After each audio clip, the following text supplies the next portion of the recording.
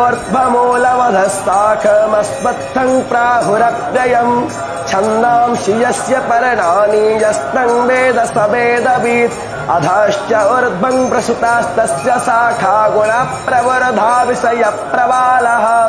अधश्च मूलान्यनुसन्ततानि कर्मानुबन्धेन मनुष्यलोके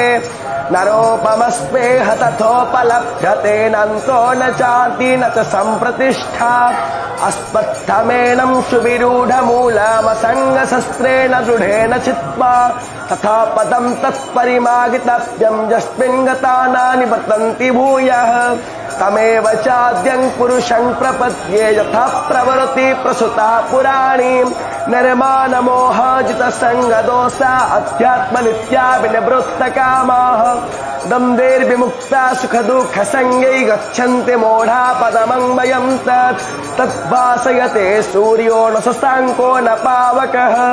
यद्गत्पान निवर्तन्ते तद्धामं परमं मम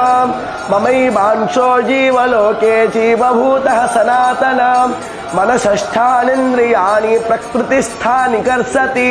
शरीरं यदवाप्नोति यच्वा पृच्वात्मति